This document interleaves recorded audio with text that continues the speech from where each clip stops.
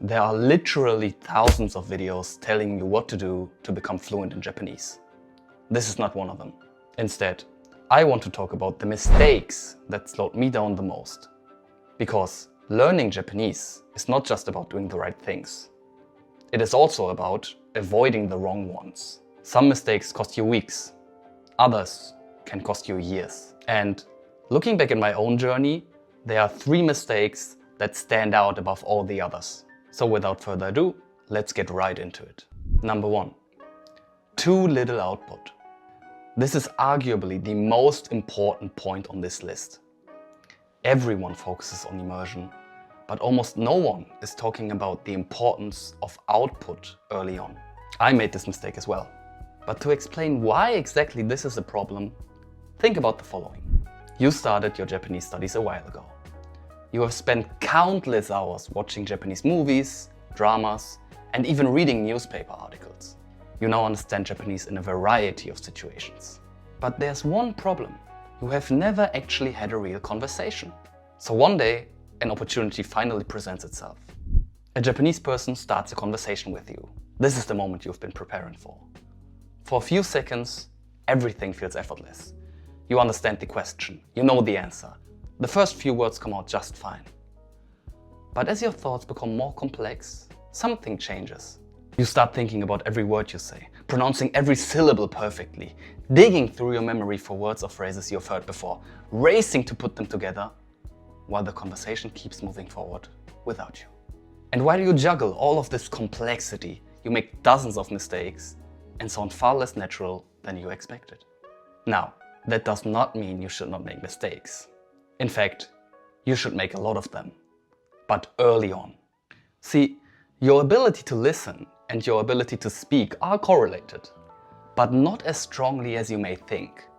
Actually, Matt vs. Japan, one of the most respected voices in the Japanese learning community, made a video about this recently. He argued that he had made this mistake in the past as well, essentially telling people that they should not start speaking until they can understand Japanese fluently.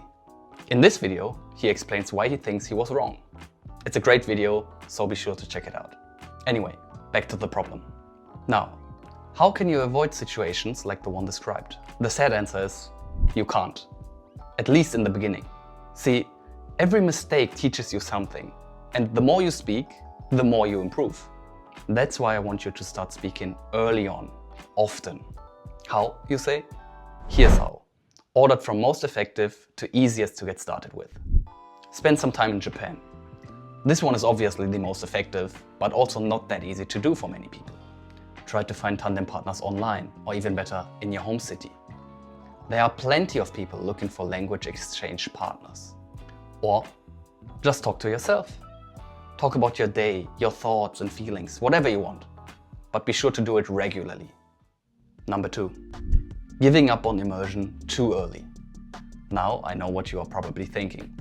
He just said that people focus way too much on immersion compared to output. This is true, but that does not mean that immersion is useless. In fact, it is what gives you an intuition for the language in the long run. Also, your pronunciation depends heavily on it. It is just impossible to speak like a native if you have never heard natives speak in the first place. And once you start immersing yourself for a few months, you will notice a huge increase in your Japanese abilities. But there is a catch. Time. See, immersion does not give linear results. In fact, the benefits you get from immersion really show themselves first after you have spent quite some time on it, meaning the returns are heavily delayed. So if you want to get the full benefits of immersion, you have to spend hours engaging with Japanese content every day for months, if not years. Most people give up after a few weeks. The reason for this is simple. Watching something where you almost understand nothing simply is not exciting. But those who keep going will reach a point where they suddenly understand a lot more. For me, this was around after 3 months of everyday immersion for at least 2 hours a day. But the real journey only starts from there. From that point on, you will feel like you are improving almost every day. Sentences will make sense, intonation becomes clearer, Japanese social norms and behavior will start to feel more natural. You get excited about learning, so you spend even more time immersing yourself in the language, creating this positive feedback loop. Everything feels right on track until reaching the next level feels slower to you. You barely notice your steps forward. You might even feel like you are going backwards. However, what I want you to remember is that you are probably not moving backwards. Because at a certain point, the biggest obstacle is no longer a lack of knowledge. It is the fear of making mistakes, the fear of sounding unnatural, the fear of looking foolish, the fear of shattering the image you have built of yourself as someone who can understand and speak Japanese. And that fear can keep you silent, even when you already know exactly what you want to say. And this leads me right to my next point.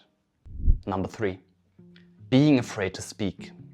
See, this one is a bit special, and you might think it leads to the same conclusion as my first point. That's true, but there is also another side to it. One that you might not immediately think about. It's the loss of fun. Think about it. Why do most people start learning a language like Japanese in the first place? Maybe they want to watch anime without subtitles.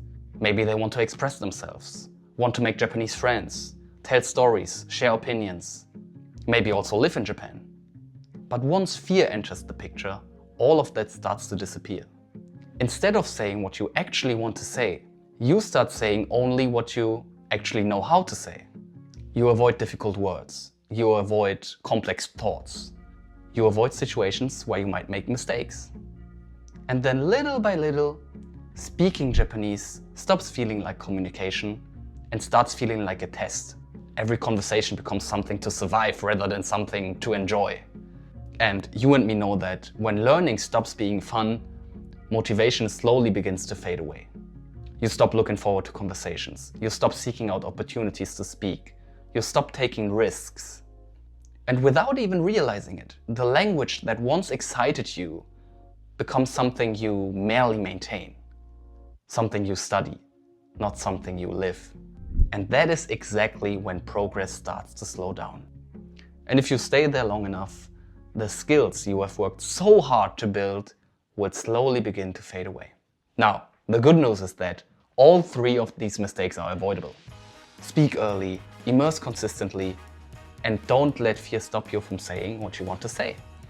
Do that, and you'll already be avoiding the mistakes that held me back for years. Thanks for watching. I'll see you in the next one.